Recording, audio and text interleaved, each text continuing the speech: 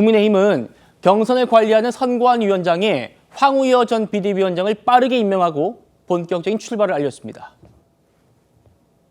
당대표도 역임하시고 또 얼마 전에 비대위원장도 역임하시고 또 그래서 선거 경험도 풍부하고 당무도 잘 아시고 인품도 훌륭하시고 또 연륜도 있으시고 그래서 적임자라고 생각을 했습니다. 이게 잘 아시다시피 경선 관리 같은 경우에 그 후보자들 간에 첨예하게 대립될 수 있는 부분을 잘 조정하고 또 경우에 따라서는 단호하게 이게 결정을 해야 되는데 그 두 부분을 모두 겸비하신 분이라고 생각을 해서 부탁을 드리게 됐습니다.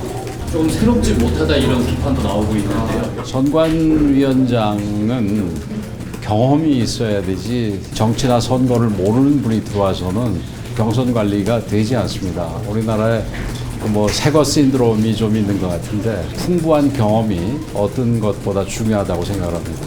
그 새로움들은 이제 후보들이 보여주겠지요.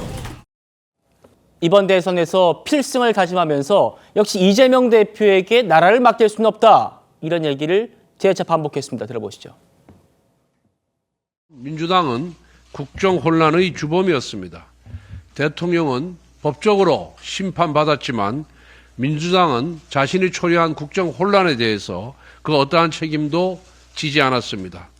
따라서 다가오는 조기 대선은 바로 이재명과 민주당을 심판하는 선거가 되어야 합니다. 국민의힘은 이재명 세력의 폭주를 막아낼 수 있는 가장 현실적인 대안입니다. 우리는 절대로 낙담하고 포기해서는 안 됩니다. 다시 전열을 재정비하여 조기 대선에 나서야 합니다. 결코 패배해서는 안 될 선거입니다. 이 나라를 어디로 끌고 갈지 모를 위험하고 불안한 이재명 세력에게 대한민국의 운명을 맡길 수는 없습니다. 자, 민주당에 아주 센 그 유력 주자가 있다면 국민의힘에는 아직은 뭐 그런 주자는 없습니다. 전현직 당대표부터 현직 시장, 도지사, 장관까지 지금 10여 명이 넘는 잠룡들이 이번 대선 경선에 도전할 걸로 보입니다.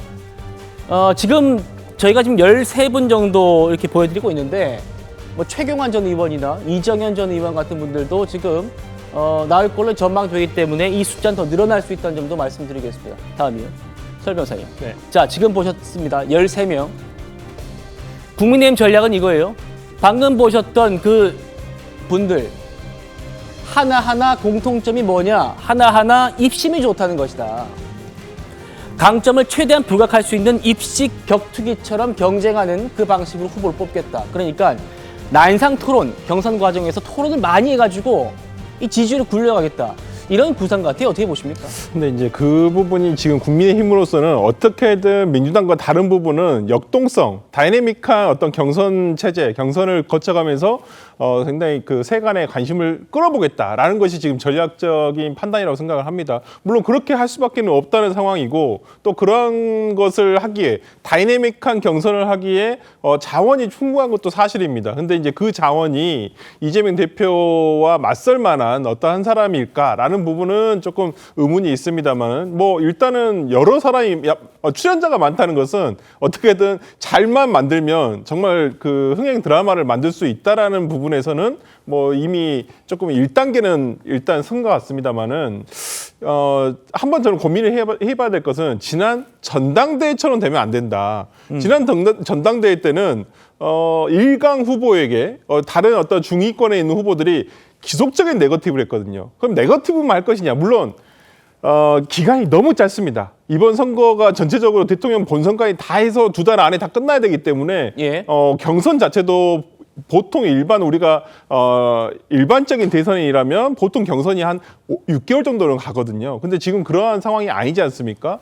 그렇다고 하는데 여기서 네거티브가 나올 수밖에 없겠지만은 그 네거티브가 오늘 국민의힘에서 얘기했듯이 해당 행위에 해당할 만큼의 네거티브라고 한다면 엄중한 조치를 취한다고 했거든요. 그렇게까지 가면 이건 경선이 흥행하는 게 아니라 오히려 내부적으로 이게 폭발해버리거든요. 풍선이 터집니다. 풍선이 크게 만들어질 때까지가 한계이지 그 풍선을 터뜨려버릴 만한 어떤 네거티브라든지 부정적인 어떤 선거가 지속된다면 저는 오히려 이런 후보자 난립이 국민의힘의 경선에 도움이 되기보다는 오히려 악수가 될 수 있다. 그러한 면에서는 네.